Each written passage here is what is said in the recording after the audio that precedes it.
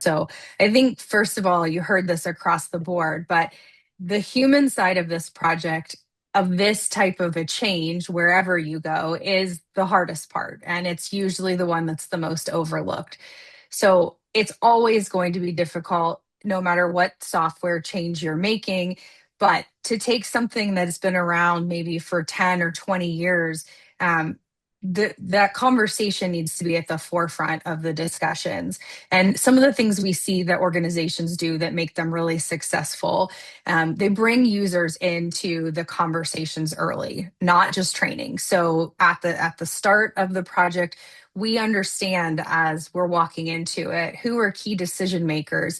How are they going to get a view into the product? We are trying to put things in front of them as quickly as possible.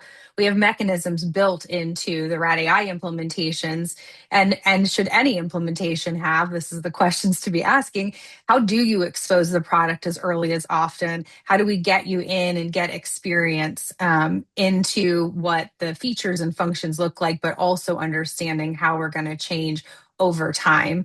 I think the other thing that organizations do that help make them very successful is really start thinking, and I would say this now, like right now, there is no better time to start thinking about these few things, which is we see some recurring pain points, third party integration vendors. Your RIS, your PACS, your worklist vendors, they're not on your timeline by default. So they might require their own projects, their own scoping, their own slotting and professional services.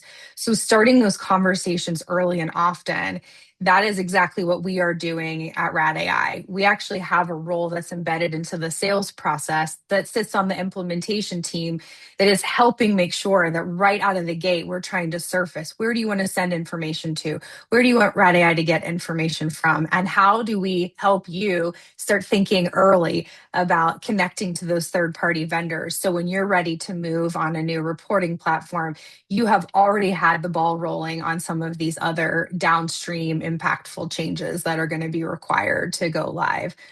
And then the next part of it is really thinking about bandwidth. So that goes for the IT departments as well as anybody that's going to be a user of the system, your admin team and your radiologists. Start to think early and make sure that you have a vendor execution partner that is going to help you think about that early. Because if it's not a priority for a group of people, no matter how good the product is, it won't be successful. You have to have the right team, the right voices at the table to take advantage of what a vendor should bring as far as a rich implementation. And so that's really when we think about timing. When we have people that are engaged, they have the right people at the table, we've made the connections to third party vendors, and we're starting to think about change management right out of the gate. We are here with an implementation methodology that is both repeatable, clearly defined, and has milestones that we work through, but it's also flexible enough to meet organizations where they're at. And I think that's always what you want to look for in a partner. You want to have the structure, you want to know where you're at and what's on track and what's not, but you also want to have somebody that can work with you and identify. As Tom mentioned, what worked really well for their organization was to roll out by these different facility groups and then by different RAD groups. But for some organizations, it may be bringing everyone onto a change at one time.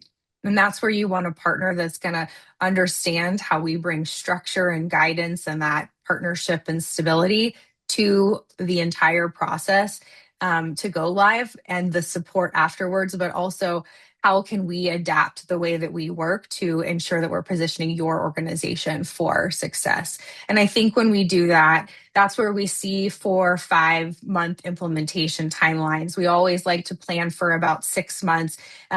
That we have had several implementations where we've had everybody firing on all cylinders, and we've actually been able to move up, go live, and position RADs to be really, really successful because they've been in the system, they've been testing, admins have been in for a long time, and we've provided the right structure and feedback to make sure we're mitigating anything that comes up, and that we have great partnership across any third-party vendors.